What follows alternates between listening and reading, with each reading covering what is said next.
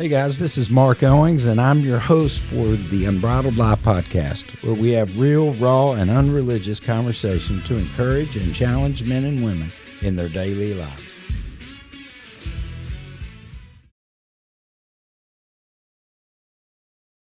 Well, welcome to the Unbridled Life Podcast. Man, I've got my friend David Terry. This guy I've known for 20 years plus, and is my ministry partner. I guess I got to be careful how I say that now. Ministry partner. Well, easy. Don't take the bridle completely out. But you have been a brother, a friend. You've been all kinds of things.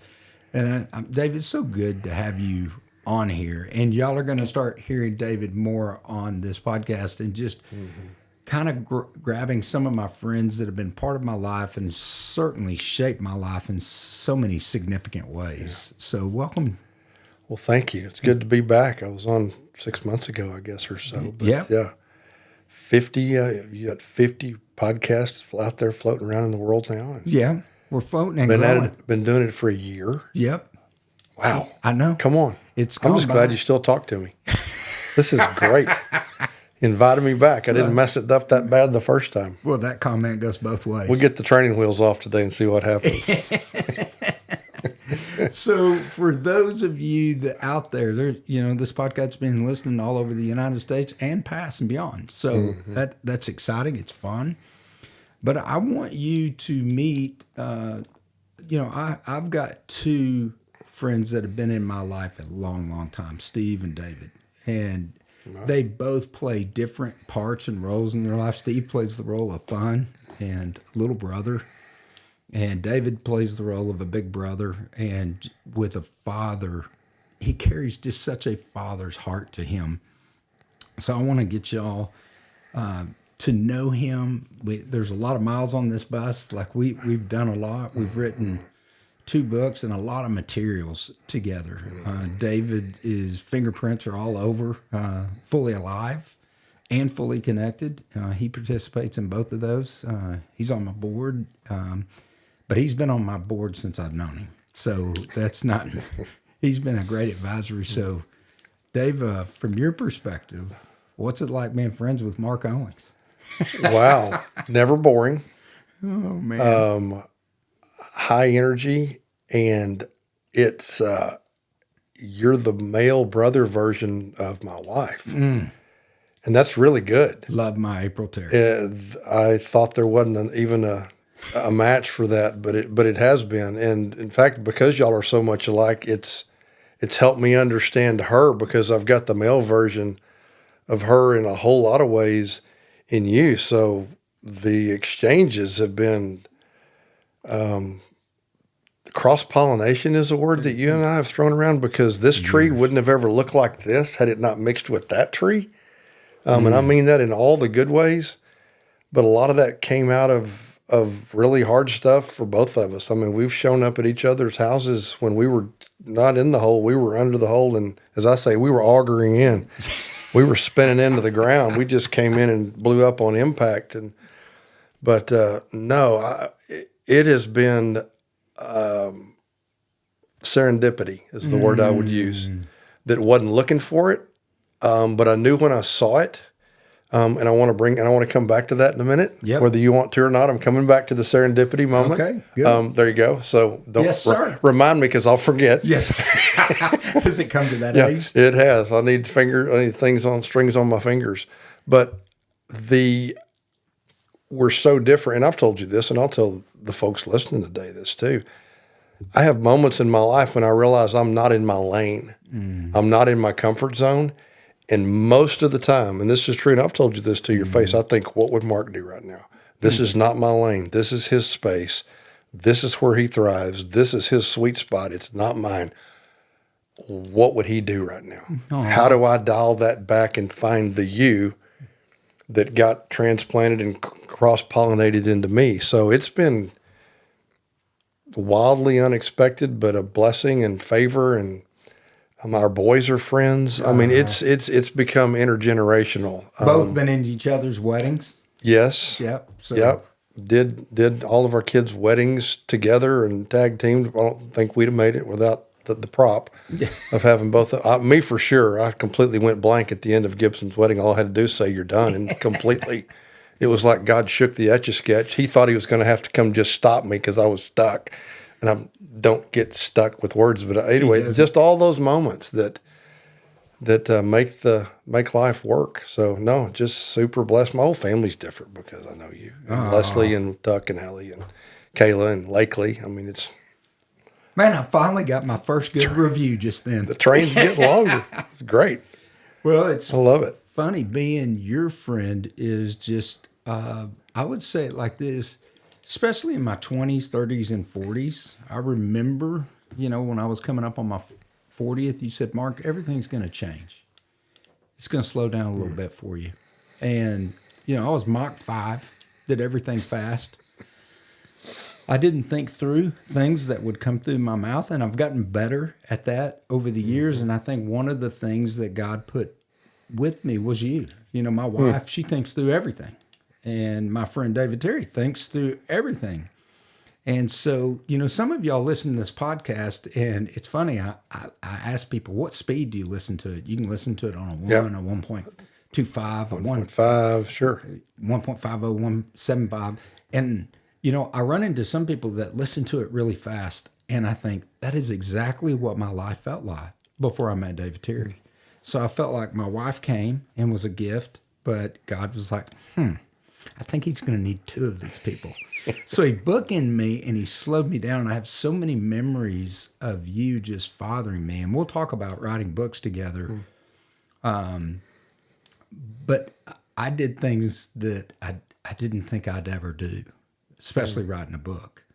And I got up and I wanted to preach, and you helped in that process. I had plenty of passion, but I just have comical moments of you slowing me down or putting your hands on my face and go, look at me. I know it feels like you're going really slow. I need you to go really slow right here. This is good. And so David slowed me down in a good way that stopped the vibration in my life and allowed the nature and character to come out of God that I could really, it was sweet. It was the opposite of shame. It was love. It was a father. It was a brother. I could go to you with anything. So it was transparency. I love what you said about cross-pollination, because you said, what would Marc do? I can be passionate over a lot of different things. And sometimes, especially my 20s, 30s, 40s, I'm 55 now. And I think, how would David say this? And Sweet. Process this a little longer. And my wife's there no, just keep processing.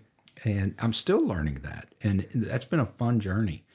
So, David, it has been a heck of a ride. You're my son's godfather, and I'm your son's godfather. No, we're not Catholic. We just, David's in my will to execute my will. And I have a brother that I love very much, but sometimes you need someone outside the family circle to navigate the things that's outside that circle, because they know your heart in a ministry moment and are not cluttered with all the memories of childhood. And I think that's what you've been for me. You've been another brother. So we're going to dive off into this. David, I brought something that was very interesting to me. I want to go down the story how we met. Okay. And really? Yep. You really want to do that? Me, I journal everything. You do. And David does too. I've got mine laying in front of me. Yeah. This is the last year and a half of my life laying on the table. But this is my journal, and it says May 2005. Wow. And inside there, you'll know what that is. Okay. But that's not when we met. No. But I think we met the year before. Yeah. Is that right? Yeah. I have to go to David for everything. David, when did we write our book? David, when did I do this? What date did my kids get married? Because David remembers dates and details, and I don't. I remember those details. April would argue with you about the other. It's certainly not just a general statement that I remember details. That's not true. Where did we meet? Where did we meet? We met, you and Leslie, in a large group of people that had gathered at Brady Boyd's house. Great dude. when he still lived in Fort Worth. Yep. And he and his wife, Pam, hosted this dinner thing. I'm not even really sure what it was. And April and I left and went, I didn't like any of those people. We like Brady. We did. It was just like, why was I here? And it was people that had started going to that church and they were talking and doing and left. And they're like, where were they? And I said, no. I said, but that couple sitting across they couldn't have been further, in my mind at least. Yep. Couldn't have been further across the room from us, but it was straight across the room. And I said, I like those people. Yep. So fast forward, I guess a year-ish, maybe. I don't really know what. I'm not good. I don't remember when the Brady Boyd transaction in his house happened. But we got sent out and we landed at the same church. And ironically enough, on an elder board, and neither one of us probably at that point of our life should have been sitting in those chairs for sure. We definitely weren't mature enough. Definitely wasn't there, but it was in that moment as we were walking into that season, and I know why you handed me this now, is that that thing came together in July of 2005, and in May of 2005, the transition had already started, but the church didn't know it was happening yet. And you preached one Sunday morning. I was the guinea pig. You were the guinea pig, and it worked because everybody did show up. And you walked off the platform that day. Actually, as you were preaching that day, I couldn't get the thought out of my head of just watching you do what you did. And when you used to preach back then, you were like watching one man play tennis. It was like he was over here, you over here, you over here, over here. It was heck on a camera. You had to go see the chiropractor after watching him preach because there was a lot of energy and a lot of passion and a lot of evangelism going on there in the good way, seriously. But I sat in the back of the room that day and I picked up my journal and I wrote this. This really is a thing, 2005, and it says, "You have a great daddy, and I'm your brother, and whatever you need, I'm all in." And I signed it and I tore that piece of paper out of my journal, and you've apparently super glued this into your journal from the 2000s. And straight up, that sounds really cool and godly and holy. And oh my gosh, that's so cool that you did that. I got to my car and I went, oh my gosh, he thinks I'm crazy. That's the weirdest thing. Somebody you barely know and go here and rip it up. And it's like, as soon as it leaves your hand, you go, oh, no, but I don't know. That moment didn't last real long. There wasn't a whole lot of regret. That was the performance thing that you know very well about me of going, oh, the moments when I'm out of control, but it's a good kind of out of control. Then I try to figure out how to unwind not feel like I'm falling when that's really the Lord going, just trust fall. No, I remember it blessed me and just went, I like that guy when I met him a year ago. Now I love him. And that was weird. It was like an instant welding. Mm-hmm. And I was preaching and I think at the time I was getting ready. I knew that I was leaving Life Outreach, mm-hmm. but James wasn't having any of that right then. You're not left yet. And so I knew that I wanted to preach. You know, I was starting to think about writing, but I just felt so insecure about all that. So no, it was a great confirmation. And, you know, we led that church. I think when we got there, it's 90, and it, you know, in the next 6 months, it blows up to almost 700. Mm-hmm. And so we had really cool things happening. But I also remember I was trying to just write the story of the treehouse for me. And I grabbed a computer. Here. Yep. That book right there. And David showed that book right there. This is the first book David and I wrote together, and it's called The Original Sanctuary. He's obviously got something marked in there, and I have a good idea what it is. But we wrote that book. But when I wrote the story of the treehouse, it was just a memory of me and my brother. There was a lot of trauma in the house. My dad was a really, really good dad, and I blessed my dad in a lot of ways, but he wasn't equipped and he wasn't connected. And when I say not connected, Dad was connected to information. He was tested out over 160 as a genius. He was intelligent, but smart people do stupid things. And I knew it, but we did not feel peace in our house. And so my brother and I spent all the time in the woods. I'm wearing the T-shirt that your wife bought me. And it says, go to the woods, because that's where my brother and I went to find peace. And we built this tree house. So I was capturing that story. Mm-hmm. And wrote that, shared it with my family, and we all wept together. And, you know, my kids were like starting to understand at that point, like, okay, there's a difference in the way that you grew up, Dad, and the way our family is. I was like, oh, yeah. Mm-hmm. And so it was a teaching moment, but I think I turned it in to you. Turned it in. What are you, my principal? But I gave it to you. And I think you said to me, Marc, I've written some stuff too. And it looked like, I don't even have how do you say the words, David, that it just married together like he had a piece of the puzzle and I had a piece of the puzzle and it fit perfect.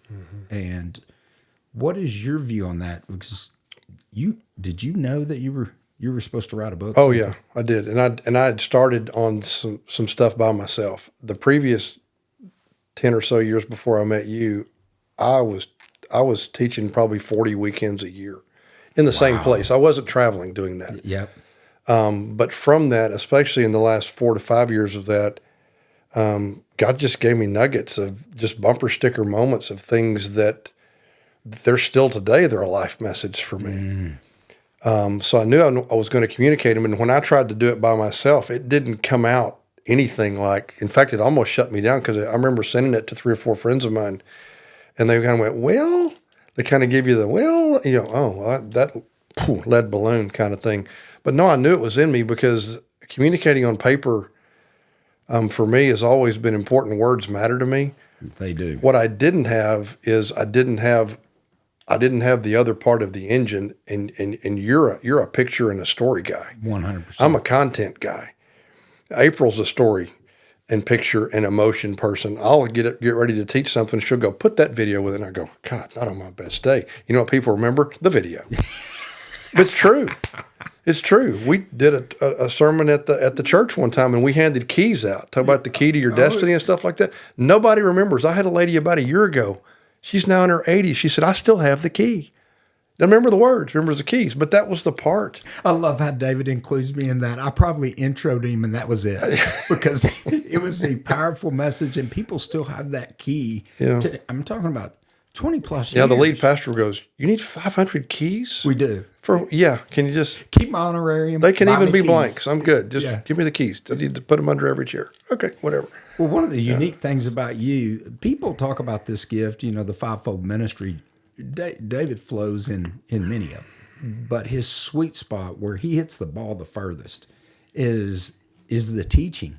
David can take high levels of information and complexity and turn it into a simple, practical, tactical application in your life. And I needed that. I needed to grow in that. I was a storyteller in pictures. So when we blended together, the stories were there, the pictures were there, and the content and the practical application of it was there. And it was so unique. And we wrote that book when? Published in 2008. 2008. Yeah. And we released that at Heart Cry Chapel. Leonard Florida. Thompson, shout out to Leonard. Still one of the sweetest pastors I think most loyal guy I think I've ever met in the ministry. Talk about just keep going when hard things happen. Leonard, I just go, I want to grow up and be Leonard someday. But we wrote a lot of things, and the premise of this book, if you haven't read it yet, and I think we have 30,000 copies out there and growing. But if you haven't read it, the premise on this book is Proverbs 4:23. Above all else, guard your heart. Because what happens to your heart determines what flows from it. So guard your heart, for out of the heart flows the wellspring of life, or the lack of the spring. And we started kicking around what happens to our heart. Anything significant that happens to you flows through your heart. Tender moments, first kisses, traumas, memories, things that get trapped, blocked, become obstacles that you have to navigate around. It's like putting an elephant in the room. You can get around it, but it's awkward. And then there becomes roadblocks that are locked doors that you don't have access to all of your heart anymore, and you wonder why. And David, you wrote something, and I think he knows me every time I talk about it. My favorite thing in this book is what he wrote.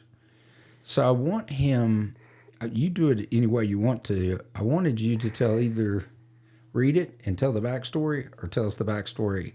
Because when I read this, if you hear this, you think this guy is sitting in a quiet chapel writing this beautiful thing.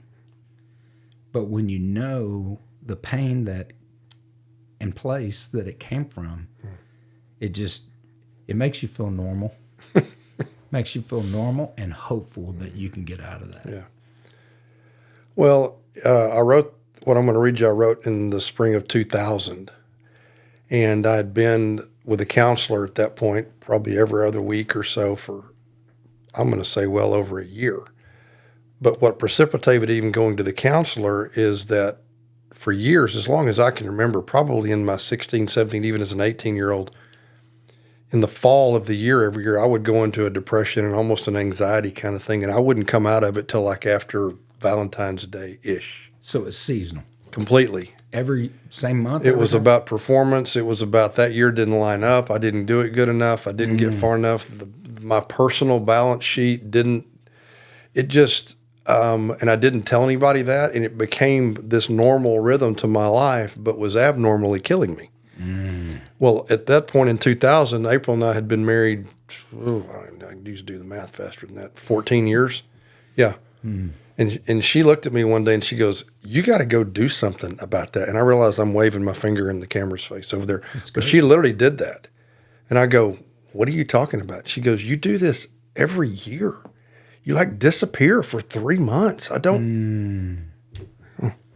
Okay. You're there, but you're not there during this time. But when it's your normal, you don't know that it's not normal. So I started going to see a counselor that was, at that time, she was officing at our church that we went to. Name? No? Absolutely. Is that okay? Rebecca Wilson. Great lady. Can't even say her name. Wow. She may be the grandmother for this season and region of freedom. For sure. Yeah. Yeah.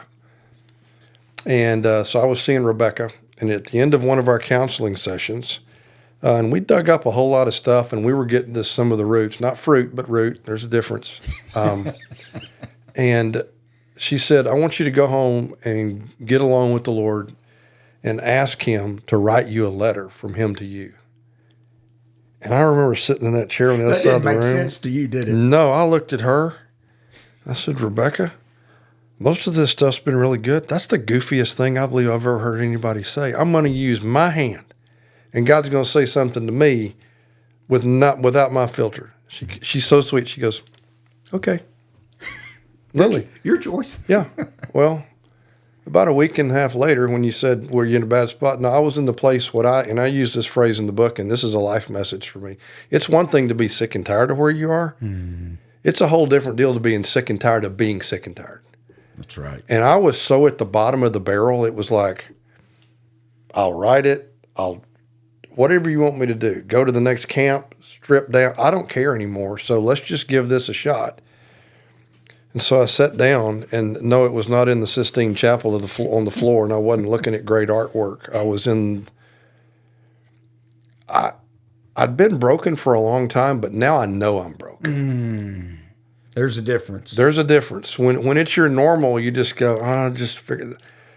When she started helping me unpack things that were in my heart and the traumas that had just shut things down and the cycles of performance and perfectionism. And some of you are going, I get it. I get you too.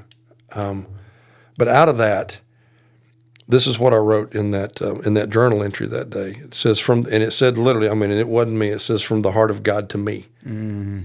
Whatever your past has held, whatever family or lack thereof that you grew up in, whether you were adequately nurtured or abnormally smothered, I am sovereign. The temperament which you were given was given by me. Your mind and body were given by me.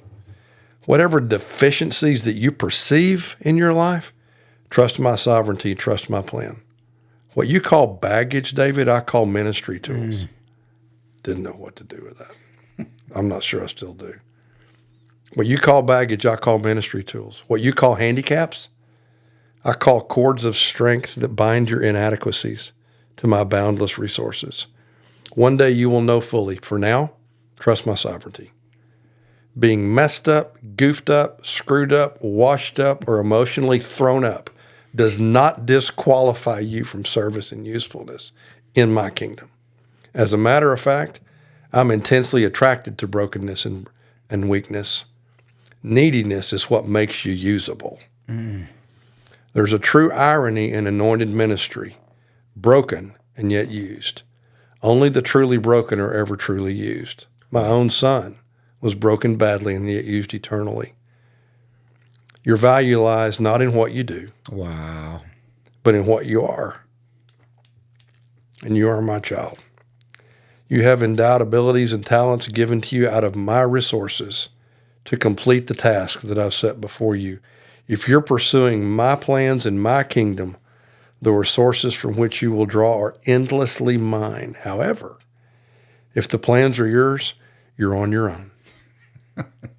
You are safely and unchangeably in the grip of the Almighty. You, my dear one, are loved. Wow. Mic drop. Yeah. I'm going to correct one thing that you said. You weren't in the 16th chapel. How do you say that correctly? Sistine? Sistine. I call it the 16. Well, he only did it once. Yeah. Sistine Chapel, and you said you weren't looking at artwork, but you were. God was forcing you to look at you, the original artwork, the one-of-a-kind David that was put together. And you're starting to recognize one of the things that I'll tell anyone, the first thing we have to do to get help is be willing to listen. And you did that with Rebecca, and she spoke truth in love. And she does an exercise that you don't understand, but your heart's about to start talking, and God's going to start talking. And we wrote this in the book.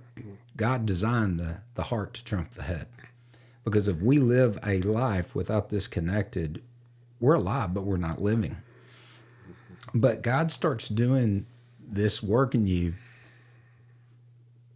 You go get help, and then you've got the first step is we have to recognize what's gone. Something's not right.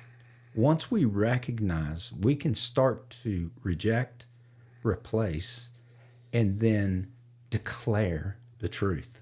But until we recognize, hey, I'm broken, that just means we're saying, God, I'm broken. He says you are, but I'm here to help, right? So did that letter fix everything? So what journey did it take you on in the performance thing? Gosh, I'm still on it. It's a good statement. I'm still on it, but I'm not where I was then. You have to allow him to start telling you about your identity. But I listened to him for a long time tell me about my identity. I listened to my wife tell me about my identity. I've listened to you tell me about my identity, and Jay, and the whole list of other people that in this season, particularly in the early mid-2000s, that were calling out the fathering in me, that were calling out the teacher in me, that were calling out. But at some point, you even got to turn off those voices, and you got to say his. And I got to repeat what he just said. You need real people. You need Jesus with skin on people in your life to tell you the truth and to tell you the stuff that you don't want to hear. But at some point, you got to ingest that and go, I know Mark said that. I know April says that. I know Jay said that. I know Paul said that. I know Rich said, I know. But it's got to go past them because I can't live on your word. Your word could have been a word from the Lord, but it was still your word and your voice. And I've got to get to the place that I start swallowing and, just use that word again, ingesting into myself that I'm not broke. There may be things in me that don't work the way I want them to, Mark, but they're not broken. It's part of the journey. It's part of the struggle. It's part of what keeps me dependent on him. Yeah, it's what I used to think that there would be this moment that I arrived, that the performance and the perfection and my own expectations, it didn't sit outside the door every morning. But you know what? It still sits out there. But most days I'll leave it on the porch because the enemy's not smart enough to come up with anything else. It's still the same stuff. Oh. He just wants me to go back and eat it again. It's so funny. Not funny. It's true. Genesis says sin crouches outside your door. That's why I use that phrase. Yeah. But it's my desire, says the Lord, that you master it and not master you. Yeah. And I love, because I think everyone listening, if I ask you what your weakness is, you get to it really fast. Here's most of our problem. If I ask you what's the best thing about you, you start stuttering. Well, I guess but it's so funny. We're more tuned in to what we think's broke than what God said is a beautiful. These are not handicaps. These are ministry tools. Cords of strength. Cords of string.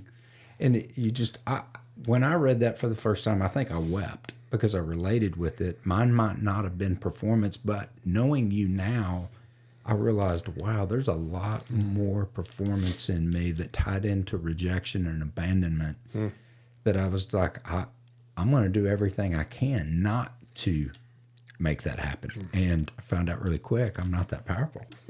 And part of what God does is he does want us to partake in suffering. It's not that he's bringing it, but we go through testing times. And that was certainly a testing time because you're not the same. But I think you've said something, David, I say it a lot. I'd love to hear how you say it is, I say it that, freedom's a process. It's a journey. It's not a destination. How would you say that to anyone listening going, man, if you only knew mine, this is what I'm struggling with. How do we find the beauty in the journey? For me, I have to make myself stay in the moment. And not be, because what I find myself doing is wishing for whatever this next thing is. Gosh. Or if I don't have any hope in me right now, I'll look back and lament and say, well, I wish I hadn't done that right then when I was 46. I wish I'd be in a different place now. And in either one of those extremes, you're never in the moment. Ooh. And here's what the Lord showed me a few years ago. When you're not in the moment, you're not grateful. Wow. So when you're not present. Yes. You're wanting to, when you're wanting to be somewhere else or lamenting the past, or you're living in regret and you're replaying your own reel of bloopers. How can you be grateful for what you're sitting in right now? Marc, you're sitting in a studio. You've done this 50 times in the last year. And you've had thousands of people click on this, but how many have listened that did not? This is a win. Yeah. This is a win. You got an email today from a kid that your son went to college with in Arkansas. Yep. He wants to know more. He wants to know more. Hey, why aren't you talking about, this is a 27-year-old kid. Yeah. Yeah. Celebrate the win. But if you're going, well, it's not big enough, it's not strong enough, it's not fast enough, I'm not good enough, then you're never present in the moment long enough to look around and go, how did I get here? Well, did God bring you here to correct me? Well, that's what maybe so. What's so funny is that's where I've lived a little bit. Megan's been a good voice for me because I'm like, she is a good voice for that. Super good. Just mama, sister, just, we've got a lot of those. Your wife is just, I can't even talk about her without crying. But I think it's so funny because I think about not the 99. I'm always thinking about the one who didn't hear it, which can throw me into, I want it to get to more. I want it to connect to more. Instead of celebrating, I'm just like, man, Lord, I received that correction today. That, man, regret will keep you there and looking so far into the future. Both of those things are, it's north and south, but you lose the center of being present. And it's a really good thing. David talked to me when we have something, you identified you as trauma, and you said something that we say all the time. Okay. The root, not the fruit. What do you mean by that? Well, what I mean by that is most of us are more interested in fixing our behavior than we are in asking the question of, why do I act like that? And the way I say it, and you've heard me say this 1,000 times, most of the time we're getting the wrong answer because we're asking the wrong question. Really it's like, well, I don't want to do that anymore. Well, that wasn't a question. The question is, well, what is it that's bubbling up in you that makes you respond like that? Where did the performance come from? Where did where did this isolation thing come from that just kind of takes me off the map? And you literally watched it do me one night when we were about to get up and speak with Larry Titus. Yes, of all I things. do remember this. And it got on me, and it almost just moved me out of the room. And this isolation, this thing that gets on me. But I said, well, I don't want to be like that. Well, that's not going to fix it. Just saying, well, I'm just going to get my head down and try harder. No. You can't manage sin. You can't manage behavior. You need to heal it. Wait, I just got to back up. Did you hear what he just said about we can't just live in sin management? Like you hear it all the time. People just say, well, you got to manage your emotions. Well, no, you need to ask the right questions of why you have those emotions and auger all the way down. And I think and I'm not beating up the church, us, all of us. Sometimes we're trying to share with people and we paint a picture for them to manage it instead of deal with it. So curious, what was your root? We talk about pride, fear, trauma, unbelief, rejection. What, and if it was a combination, what was the root of performance for you? Mine was a trauma from when I was a kid that happened to me by myself with another kid that stole something that I owned, that I knew my dad had paid a lot of money for. And I never found words to go tell my dad. I just took the heat for it because I thought that I should have been better at defending or taking up for myself or whatever. And there's things in just the way I'm wired that really made that a bigger anchor than it would have been in other people's personalities. And even today, I have to tell myself, in fact, I was going to a meeting 2 weeks ago. Mark had to go have a hard conversation with a customer. And the Lord gave me a new phrase. I'm 61 years old, y'all. The Lord's given me phrases because it's a journey. It's a journey. And he said, I was driving to that meeting the other day, and he said, it's not your job to create peace. It's your job to speak truth. Okay, it's not my job to create peace. You feel 5 years old Speak all truth. over again. But you know what? He said it. It sounds like something you would say. Or that April would say, or that other people in my life would say, but when he said it, I have to re-wallpaper, that's April's word, my wife's April, re-wallpaper my mind with what does he say my job is, and then just walk in that and live in that, and just go be you, boo. Man, let's unpack that for a minute. If you could, I don't care if you're driving down the road, you're sitting in your house, you're watching this on YouTube, and by the way, like, subscribe, help us on YouTube, pass this on to a friend. But think about this for a minute. His wife just gave a really, really beautiful picture. What does the wallpaper of your mind say about you? And God has 66 books in the Bible written by 40 different authors. I think I'm right on that. And who cares if I'm not? There's several of them, and it's all connected. He wants to not conform our mind to the patterns of the world, which is performance, jealousy, pride, fear, unbelief, trauma, rejection, just listed. The wallpaper is in great source from the enemy and darkness. And it seems to just naturally happen. But we have to be determined to partner with God and his word to repaper the inside of our eyelids a little bit, where we can close our eyelids and think, this is what God says about me. I am fearfully and wonderfully made. I know the plans I have for you, plans to prosper you and not harm you. He doesn't stop there.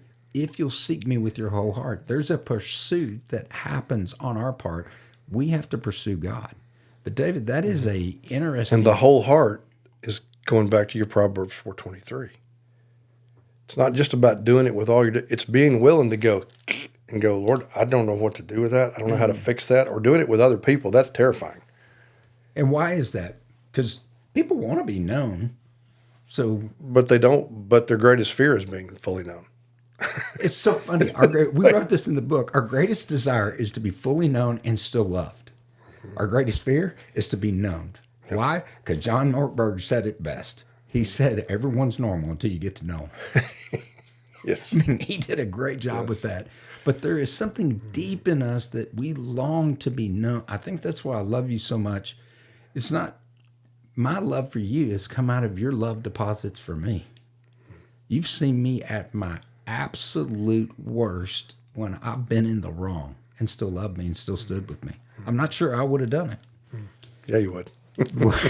Well, it's crazy though, but that's what everyone's deep desire is. But we have all these seeds that are being dropped down into our garden, Right. and they're growing.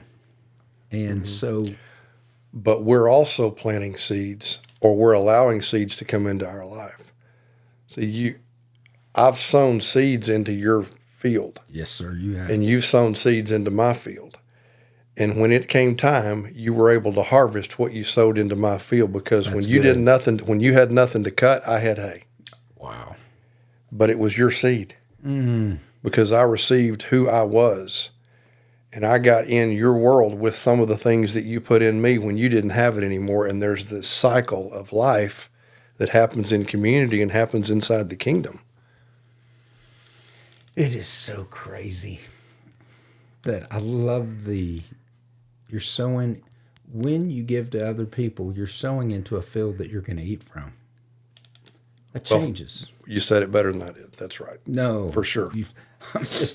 You always say it great. It gives me a thought to think we've got to be intentional. There's a Chad Lacefield word I've made it mine. I'm sure it was someone else's, but he took it. When we're intentional with friendships and sowing seeds, and we realize it's not just for them, you're going to eat from that.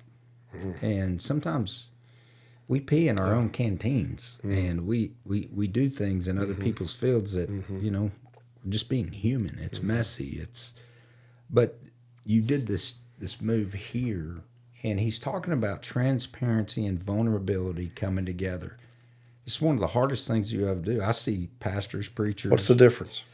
You use two words that sound like the same word. They do. One is, as a preacher, I know this because that's what I do for a living. I can stand on the stage and tell you that, hey, listen, I struggled with something. And, I struggled with lust, or I struggled with anger. But I can still put a nice, neat bow on it. Vulnerability is when I share that story and a man comes out of the audience and says, I'd really like to minister to you. What caused that? Well, no, I'm all fixed and I'm good. I'm the preacher here, not you. No, it's when I look at him and say, man, probably a lot of childhood trauma in this. And he says, hey, can I minister to you? Which happened to me for 30 years. God, I didn't feel like I got a great choice at transparency and vulnerability. I felt like I was wired with it. You were wired with it, which is what got planted in my garden. But what I didn't know how to do with that is I didn't know that, hey, when you're transparent and vulnerable, they can either help you or hurt you. And if they hurt you long enough, you can run away. And I never dealt with isolation. But I go, whew, the older I get, sometimes you just want to get away to a quiet place. Our problem with getting away to a quiet place, we have a tendency to stay too long and for the wrong reasons. We're avoiding. We're not Sabbathing with the Lord. We're avoiding, and we're running away, and we're licking our wounds. And not one time have I been healed licking my own wounds. So I think transparency, just you share someone, and then vulnerability, you give them that ability to minister to you. And when someone applies truth in love, it still hurts to tell the truth. You're talking about going to that meeting. God's saying, hey, you can't take responsibility for all this. Your job is to speak truth and do it in love. And then you've just got to let people react. There's the dangerous part. There's the risky part. It's like all of us don't react very well, but it's a process that we're all going through. David, we've written some things in there that we've been at this 43 minutes. It goes by so fast. And I think I'm going to have David come back and we're going to break some of these chapters open. But what is the starting point? Because you think with your head, I think with my heart. I had to engage my mind. And you had to engage your heart. Give us one step. One step. You need to know this. Small steps take us on big journeys. With each drop causes big lakes, but it all starts with the first step. David, what was your first step of connecting your head and your heart and allowing yourself to feel it?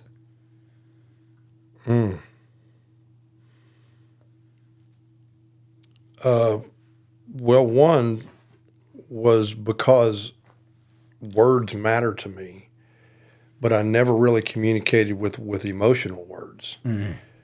What I'm realizing, even just sitting here in the chair, Rebecca Wilson helped me start putting words to things that I could feel. And you remember when you first met me, and you'd go, how does that make you feel? And I'd go, Mark, I got to think about it. And you got so mad at me one day, going, no, you don't.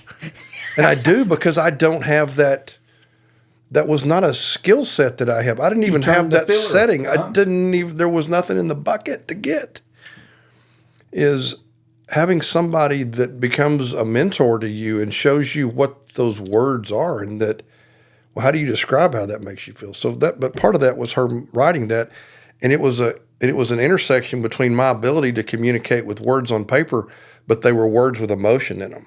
And it was almost like Holy Spirit sneaked up on me. He don't fight fair. No, not at all. No, my arms are way too short to box with him.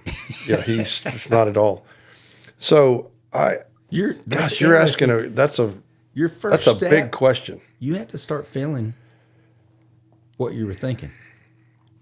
And I had to start thinking about why I felt like that and putting words to it. Yeah. Because, and here's the principle, and you're saying it, I'm making this harder than it is. No. Because what's going on inside your emotion and what's going on inside of your mind, if you don't say it effectively, spiritually, the reality of your spiritual and emotional life is it's in the dark. And until you say it to you or Rebecca Wilson or whoever the other people are in your life that are going to love you for free, everybody needs a safe place to be stupid.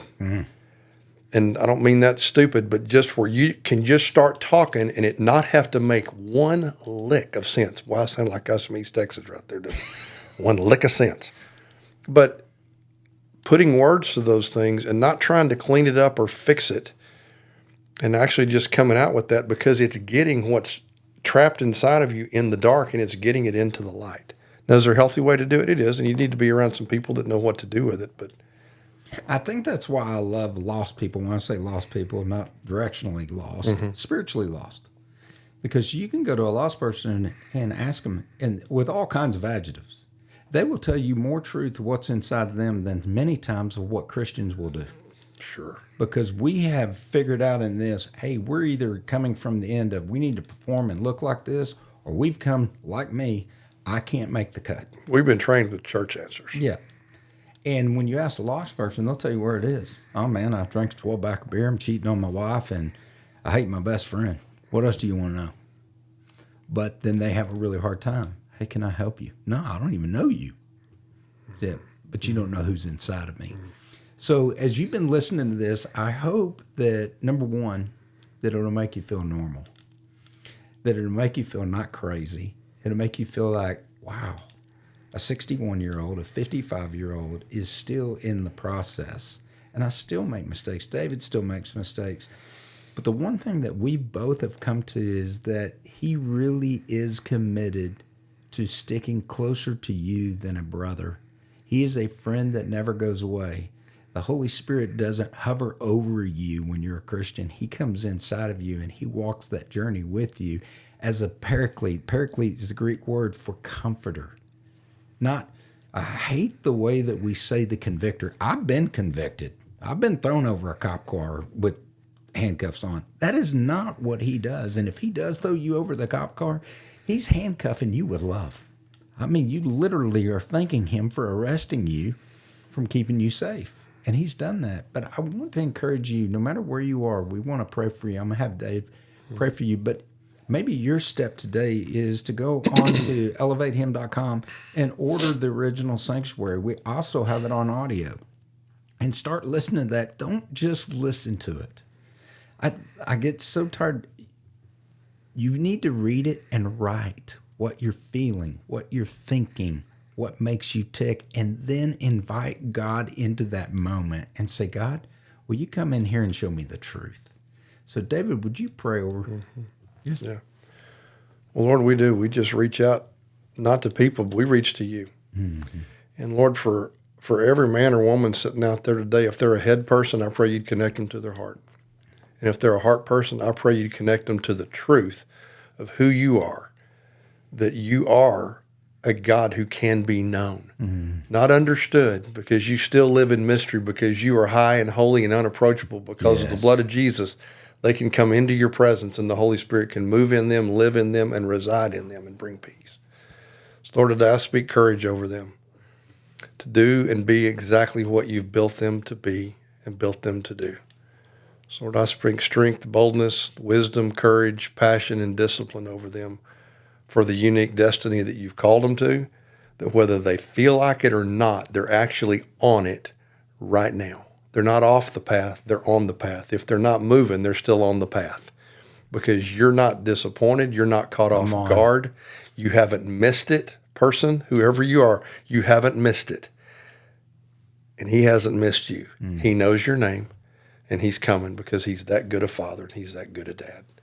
I pray you would embed that in our souls today, that we'd make the 18-inch trip from our head to our heart, and that you would live in both of those places as we walk this out with you. We bless you today in Jesus' name. Come on, you've heard it on the Unbridled Life. Keep it raw, keep it real, and be authentic. Listen to this.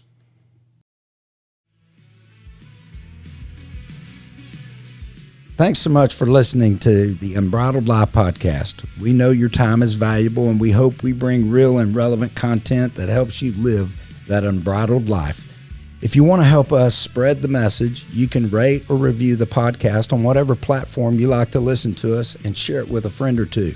If you want to know more about who we are and what we're doing, head on over to theunbridledlifepodcast.com and learn more.